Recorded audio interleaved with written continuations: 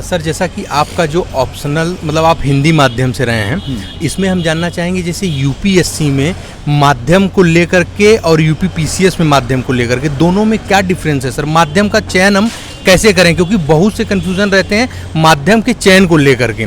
पहले से ही इतने भ्रम हैं कि हम इंग्लिश नहीं लेंगे तो हमारा सिलेक्शन होने वाला नहीं है, क्योंकि हमारे सामने दोनों ही जो टॉपर्स बैठे हैं हिंदी माध्यम के ही हैं। तो इस प्रकार से सर जानना चाहेंगे माध्यम का चयन किस प्रकार करें, और यूपीएससी के माध्यम में चयन करने की प्रक्रिया अलग है और यूपी पीसीएस में अलग है क्या?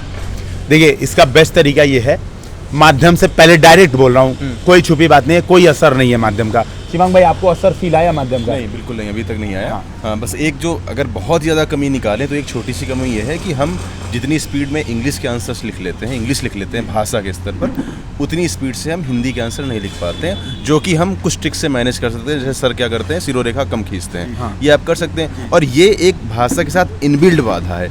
इसको यूपीएससी या किसी आयोग ने बाधा बनाई नहीं है। बिल्कुल ठीक है। तो इवन मेंस में तो बिल्कुल बाधा नहीं है। जैसा कि आपकी वो बात हमें याद आ रही कि आपने कहा था अगर आयोग हिंदी माध्यम से किसी की कॉपी बहुत बेहतरीन देना चाह रहा है तो खुद वो हिस्ट्री में कोई ऐसी कॉपी लिख करके दिखा दें कि जिसमें इसमें 100 में 99 नंबर मिल जाएंगे। ये मैंने कंपैरिजन किया था ह्यूमैनिटीज वर्सेस ऑप्शनल में, ह्यूमैनिटीज वर्सेस फिजिक्स, केमिस्ट्री और मैथ्स के लिए कि भाई अगर लगता है कि 400 में से 390 या 350 लाने वाला कोई ह्यूमैनिटीज का बंदा नहीं है, हिस्ट्री ज्योग्राफी का, तो आप ही एक बार आंसर लिख के अपलोड कर दीजिए कि भाई इस तरह लिखो तो हम आपको भी साइंस की तरह नंबर दे देंगे। ये वो वाला मुद्दा था। इसमें मैं ये बोलूँगा, मेरा भी इसमें यही मत है, आप ये देखिए, आप अपनी भावनाओं को एक्सप्रेस किस माध्यम में कर पाते हैं। कई लोग होते हैं, जैसे मेरे जैसे लोग हैं, ना हिंदी आती है ना इंग्लिश आती है, अब क्या करें?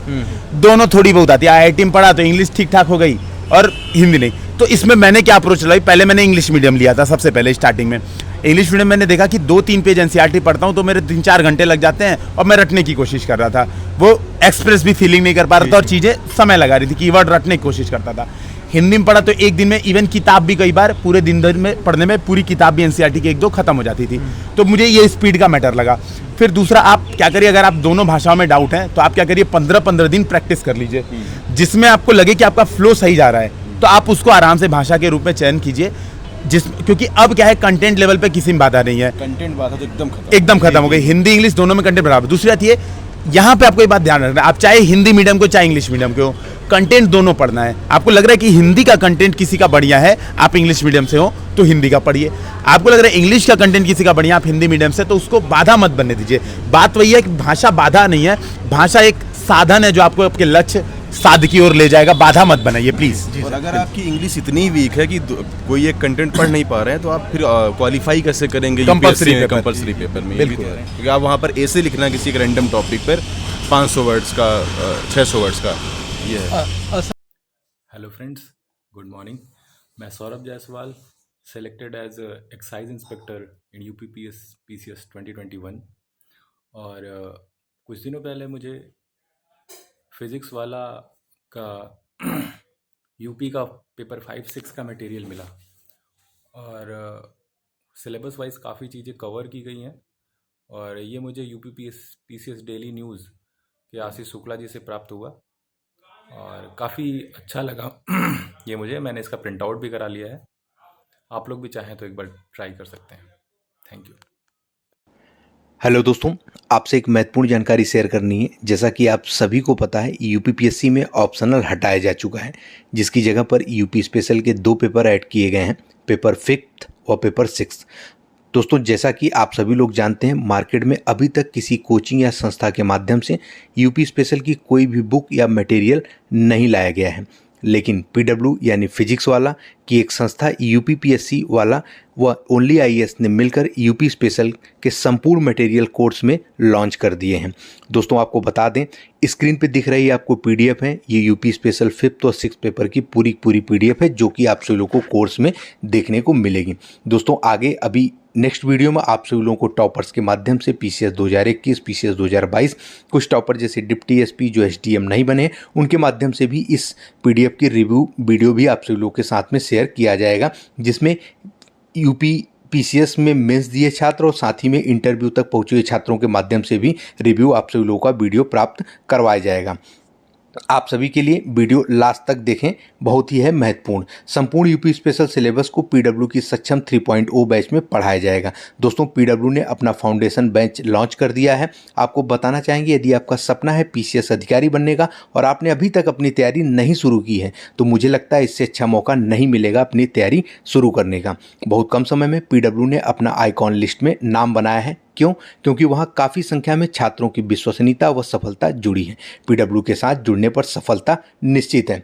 पीडब्ल्यू अब ओनली आईएएस के साथ मिलकर ले आया है न्यू बैच सक्षम 3.0 बैच, जहां आपको test series, PDF, mentorship, magazine, study material, class notes, DPP और भी बहुत कुछ, जहां आपको कंप्लीट तरीके से 69वां बीपीएससी व 2024 यूपीपीएससी की तैयारी करवाई जाएगी सिर्फ 4,499 रुपये में, जिसकी स्टार्टिंग डेट है 12 जून 2023, एंड डेट है 31 दिसंबर 2024 तक।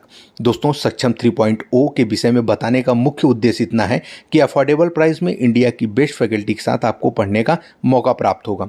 फाउंडेशन कोर्स ही वो कोर्स होते हैं जहां आपको बेसिक से एडवांस समझाया जाता है। इन सभी कोर्स को स्टार्टिंग से पढ़ाया जाएगा। और एक बात, यहाँ डाउट्स और स्टूडेंट का खास ख्याल रखा जाता है। इस पॉइंट पर पूरी टीम बहुत सपोर्टिव है।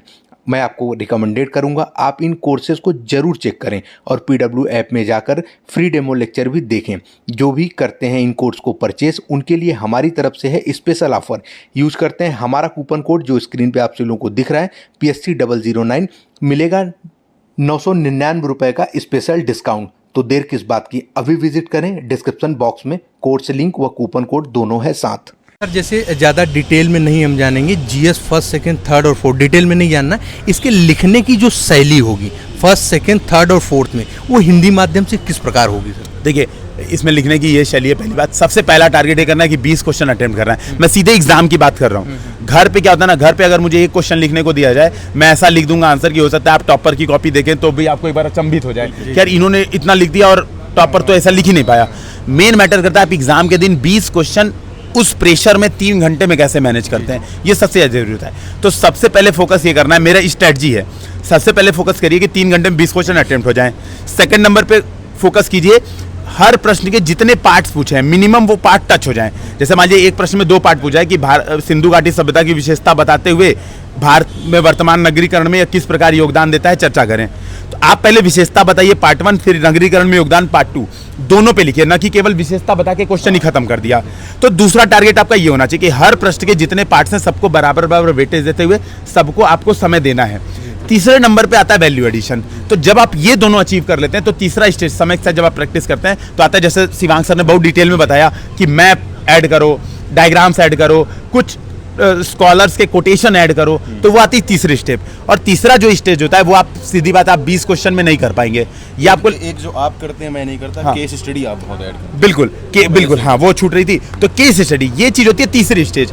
तीसरे स्टेज से आपके नंबर बढ़ जाते हैं, सिलेक्शन आपके 2 ही स्टेज करा देंगे। तीसरा स्टेज ये होता है कि आप टॉपर बन गए, आपकी रैंक एकदम टॉप 10 में आ गई, 5 में आ गई, तो ये चीज होती है। इसमें भी आपने मान लीजिए 10-5 क्वेश्चन में वैल्यू एडिशन कर दिया, तीसरा स्टेज कर लिया, तो आप सीधी बात है आप फिर टॉपर्स की लिस्ट में आना शुरू हो जाते हैं। तो पहले ये दोनों स्टेज हमारा टारगेट होता है। और इसके लिए मैं यही कहूंगा, सबसे बेस्ट सोर्स है प्रीवियस ईयर क्वेश्चन। अगर प्रीवियस ईयर क्वेश्चन पे आपका कमांड है तो आप मेंस एकदम आराम से मैनेज कर लेंगे। सबसे बड़ा बर्डन फ्री होता है, मेंस कोई बर्डन ही नहीं है फिर। बिल्कुल।